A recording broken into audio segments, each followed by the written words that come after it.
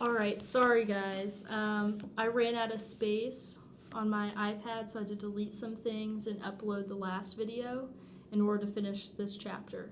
So we are picking up on page 177 to 180. Only that's enough for Morgan. With a little push in the back from Chris, he heads my way and finally gives the mob what they've been waiting for all this time. I've even seen it coming, but it comes too fast. Or could it be I actually think I deserve it?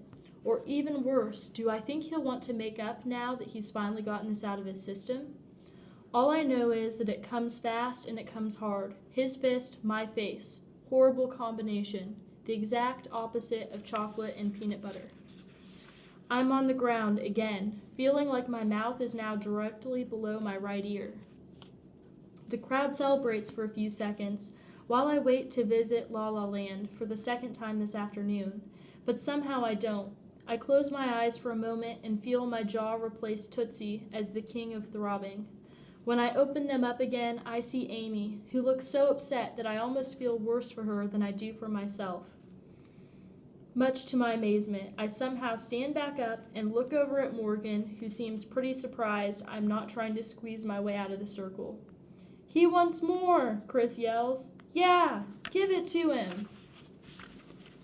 And even though part of me still wishes we were more Sam, right now Morgan pretty much looks like just another kid to me.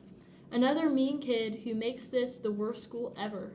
Maybe it's only because my head is spinning, but I almost wonder if we were ever friends in the first place. I start running straight at Morgan. He raises his fist, so I go in for his legs. This time I'm going to tackle him, just like I didn't do back in my living room, because then I was only playing nice, trying to give him a little extra confidence.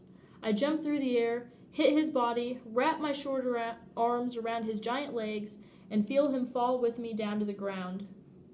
My popularity with my schoolmates gets a big boost, but they're probably just happy because the fight isn't over after all. Sure enough, Wagner Middle School's starting running back, who I just tackled all by myself, thank you very much, is soon on top of me, pinning my arms under his legs, getting ready to spin my mouth around towards the other ear when a familiar voice breaks through the circle. "Stop! Stop that this instant! Get off of him!" Morgan suddenly lifts up off me, carried away by a force much too strong to belong to anyone I know. I lift my head and see Mr. Glassner, still in his double-breasted blazer, his eyes wide with fury, his angry mouth screaming, "Enough! Enough! Enough!" Raise Morgan up and nearly over his head. Morgan squirms in midair, held tight in what I never before realized are Mr. Glassner's powerful hands.